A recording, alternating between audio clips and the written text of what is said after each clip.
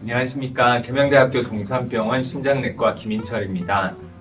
이번 시간에는 심장이 두근두근 한다든지 어지럽다든지 이럴 때 우리가 주로 찾아가는 교수님이 부정맥 파트를 보시는 교수님들인데, 부정맥 파트 교수님인 정태환 교수님을 모시고 심장이 두근거리는 일, 그리고 어지러운 일, 그런 일들이 있을 때 어떻게 검사를 하고 치료를 하는지, 그리고 또한 심방세동이라는 질환에 대해서 요즘에 관심들이 많으신데, 그런 질환은 어떻게 검사하고 치료하고 또 관리하는지, 그런 부분에 대해서 상세하게 말씀을 들어보도록 하겠습니다. 네, 안녕하십니까. 저는 지금 계명대학교 동산병원에서 심장내과 그리고 그 중에서도 부정맥 파트 전공하고 있는 정태환이라고 합니다. 초대해 주셔서 감사합니다. 네. 부정맥이라고 하는 말이 이게 뭔가 한자 같은데, 그렇죠? 이 말만 듣고는 어떤 질환인지 사실 좀 특정하기가 쉽지가 않거든요. 네. 그래서 아까 제가 뭐 가슴이 두근거린다, 뭐 어지럽다 이런 얘기들을 하긴 했는데, 부정맥이라는 것이 뭔지를 사람들이 되게 궁금해할 것 같거든요. 네. 그 용어에 대해서부터 먼저 좀 설명해 주시면 어떨까 합니다. 일단은 부정맥 그 한자어는 맞고요. 정상적으로는 그 정상이 아닌 모든 심장 그 리듬을 다 부정맥이라고 말을 하는데, 부정맥이라고 하면 너무 범위도 많고 그 여러 가지 종류도 있어서 이제 이해하기는 어려울 것 같습니다. 근데 조금 더 간략하게 말을 하면 그냥 상황에 맞지 않는 심장 리듬이라고 이해하면 조금 더 이해하기 쉬울 것 같은데요. 보통 저희 심장이 평상시에 아무것도 안 하고 있을 때 뭐 60회에서 100회 정도로 사람마다 이렇게 차이가 있으면서 뛰긴 하는데, 이제 우리가 운동을 하려고 하는데 심장이 60번밖에 안 뛴다. 이러면 이제 이런 게 부정맥이 될 수가 있고, 아니면 내가 자려고 누웠는데 안정이 되지 않고 막 100고 막 150번 이렇게 뛴다. 이제 이런 것들이 이제 부정맥이라고 이제 해석을 할 수가 있습니다. 물론 느끼지 못하는 부정맥도 많을 수 있어요. 우리가 지구가 엄청 빨리 돌고 있는데 우리가 못 느끼는 것도, 이미 그 속도에 익숙해져서 이제 그런 것도 있고, 아니면 반대로 뭐 차를 타고 가는데 출발하거나 갑자기 정지할 때는 우리가 그걸 느끼는데, 막 100, 150으로 차가 아무리 빨리 달리고 있어도 우리가 그 안에 있을 때는 느껴지지 않는 것처럼, 계속 뭔가 부정맥이 진행하고 있고 지나가고 있으면 못 느낄 수도 있는데, 이런 것들이 변화가 생기는 시점이나 이럴 때에서 보통 증상을 많이 느끼시고, 그러면서 두근거리는 걸 느끼거나 아니면 반대로 갑자기 어지러운 걸 느끼거나 실신하는 경우가 이제 있는 것 같습니다. 부정맥이라는 큰 범주 안에서 크게 이제 두 분류를 나누자면, 너무 빠른 맥, 빈맥이고 너무 느린 맥, 이제 서맥으로 나눌 수가 있는데, 이 너무 빠른 맥 같은 경우에도 종류가 이제 아주 많기 때문에 그냥 단순하게 부정맥이 있다고만 말씀하시면 웬만한 사람은 들어도 잘 모를 수도 있고요. 그러니까 어떤 검사나 이런 걸 통해서 어떤 종류의 빈맥인지도 확인을 해야 되고, 그 확인된 빈맥에 대해서 이제 약물 치료나 시술 여부나 이런 것들 결정하게 되는 거고, 서맥이라고 하면 일단 정상보다 느리게 뛰는, 그러니까 어떤 상황에 맞춰서 맥이 따라오지 못하고 너무 느린 경우를 다 서맥이라고 말을 하는데, 이런 경우에는 안타깝게도 약으로 되는 경우가 거의 없습니다. 그래서 뭐 오히려 약 때문에 서맥이 유발되는 경우에는 약을 끊고 지켜봐야 될 경우가 있지만, 그 외에는 약물로는 되지 않기 때문에 심박동기라는 것을 이제 넣어줘야 그게 해결되는 경우도 있어서, 전문가와 이제 상의를 하고 여러 가지 검사를 통해서 이제 진단을 해야 될 필요가 있습니다. 우선 원론적으로 얘기를 하면은, 부자는 한자로 아니 불자가 맞나요? 네. 그러면 정맥이 아니라는 그런 뜻으로 이제 받아들이면 되겠네요. 정맥이라는 거는 이제 정상이라기보다는 이제 정박자한테 그런 이제 올바르게 가야 되는 박동을 잃어버린 상태로 이렇게 이해를 하면 되겠네요. 그 사람이 운동을 하는데도 막 심박도가 안 올라가고 평온하게 60회, 40회 막 이렇게 낮아진다.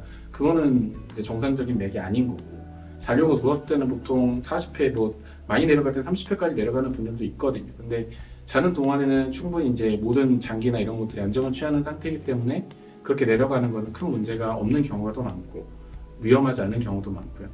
뭔가 맥이 자체가 단순히 느리다, 단순히 빠르다가 이제 부정맥이 아니라, 어떤 상황에 있어서 내 생체 리듬에 있어서 이 정도가 돼야 되는 게 정상인 상황에서 벗어나는 그런 맥들이 다 부정맥이라고 할 수 있습니다. 네.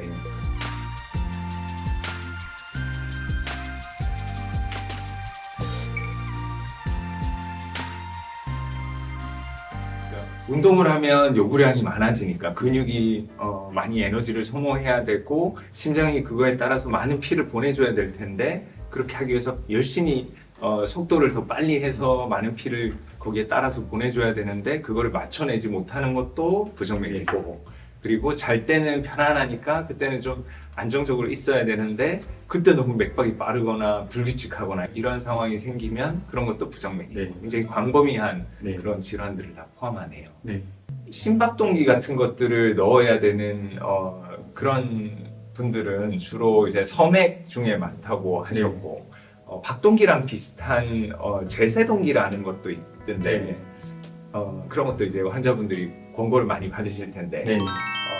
제세동기와 심박동기는 어떻게 다른지 이제 좀 설명해 주시면 좋을 것 같아요. 일단 심박동기는 말씀드린 대로 섬액이나 이런 것들을 이제 컨트롤하기 위해서 넣는 건데, 여러 가지 뭐 시술이나 이런 거는 거의 비슷한데 이제 기계 종류만 다른 경우가 있고, 제세동기라던가 아니면 제동기화 치료라든가 이런 기계들이 이제 들어가게 됩니다. 그래서 꼭 섬액이 아니더라도 심장 기능이 너무 낮고 그 흔히 말하는 그런 급사할 수 있는 부정맥, 안 좋은 부정맥이라고 저희가 설명을 드리기도 하는데, 뭐 심실비맥이나 그 심실세동 같은 것들은 진짜 오는 즉시 이제 심정지와 같은 이제 현상이 생길 수 있기 때문에, 그런 거를 우리 드라마에서 보는 이렇게 전기 충격 주는 것처럼 그런 것들을 체내에 삽입을 해서 언제든지 환자의 심장에서 그런 리듬이 지나갈 때마다 바로 체크를 하고 그런 쇼크를 줘서 이제 없앨 수 있는 그런 장치를 넣게 되는 게 이제 제세동기라고 할 수가 있고, 심부전이 심한 사람들 중에서 이제 심장이 좀 예쁘지 않게 뛰거나 좀 올바르지 않게 뛰는 것들을 좀 자극을 통해서 제대로 뛰게 해주고, 그 환자분의 심장에서 최대한의 출력을 낼 수 있게끔 해주는 그런 제동기화 치료라는 것도 있고,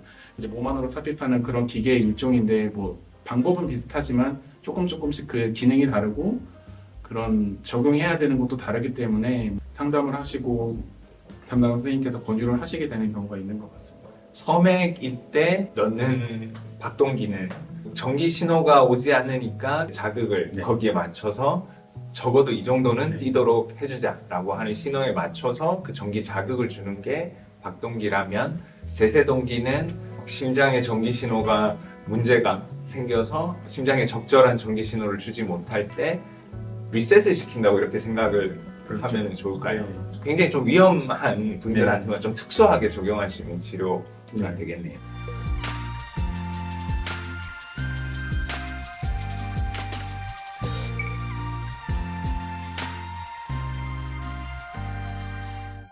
그리고 또 고령 환자분들이 많다 보니까 맥이 불규칙적으로 뛰는 그런 분들이 좀 많고, 그런 것들은 어디 본인 스스로도 인지해서 오시는 분들도 있고, 건강검진을 하다가 우연히 발견해서 오시는 분들도 있고, 네. 심방세동이라는 질환에 대해서도 환자분들이 많이 요즘에 있는 것 같은데, 그 질환이 대체 뭔지 개괄적으로 한번 말씀해 주실 수 있을까요? 네. 한자어라서 좀 어렵기도 한데, 풀어쓰자면 길기 때문에 간략하게 네 글자로 표현한 거기도 하고요. 심방에서 이 세자가 이제 미세하다는 그런 세자인데, 심방이 미세하게 움직인다, 미세하게 떨린다라는 의미에서 이제 심방세동이라고 부르는 거고요.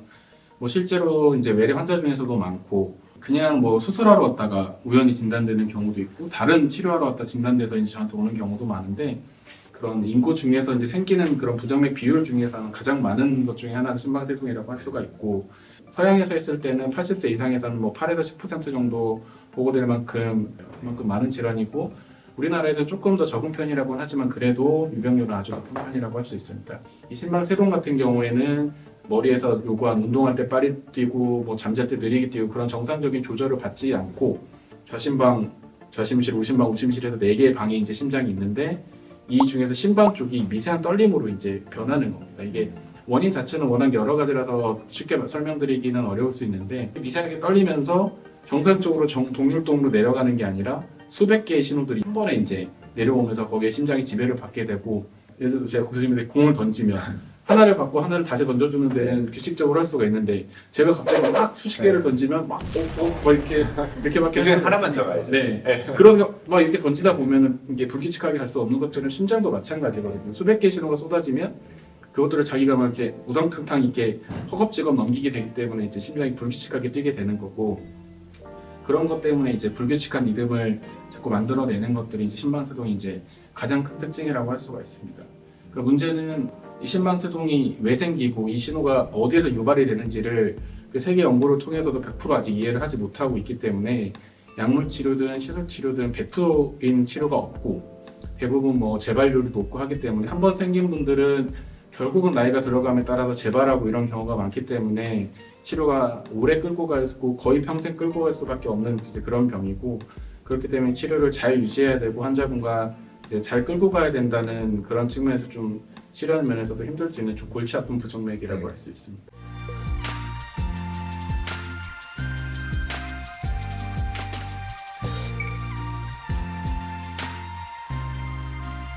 원래 우리가 명령이 이제 제대로 딱 조직에 전달이 되려면 네. 이 명령 체계가 획일화가 돼야 되는데, 단일 명령 체계가 이렇게 가야 되는데 네. 그 위쪽에서 뭔가 신호를 주는 채널이 여러 가지가 있으면 네. 그야말로 춘추 전국 시대인 거죠. 그렇죠. 얘 말하는 거 바로 얘 말하는 거 네. 바로 그러면 이제 밑에서 일을 하는 입장에서는 어느 장단에 맞춰서 움직여야 될지 네. 그런 것들이 이제 헷갈리는 그런 상황이 돼서 어쨌든 뭐 사람이 살아는 있으니까 적절한 피 공급은 되지만 그 효율이 상당히 떨어지겠네요, 그죠? 네. 정상적인 지휘 체제는 이제 힘을 잃거든요. 네. 말씀하신 그런 춘추 전국 시대처럼 네. 본인의 이제 맥이 자꾸 느려지는 경우가 많거나 기능을 못하게 되는 경우도 있고, 그런 분들 중에서도 갑작스러운 섬액으로 쓰러지거나 그래서 심방세동 때문에 이제 치료를 받으시다가도 박동기를 넣는 경우도 많고, 그래서 그런 치료도 좀 하게 되는 경우가 있습니다. 우리가 평소에 궁금해하는 의료 상식, 의료 정보를 더 많이 알고 싶으신 분들은 애플 앱스토어 그리고 구글 플레이 스토어를 통해서 닥터벤 앱을 검색하시면 더 많은 정보를 얻으실 수 있습니다.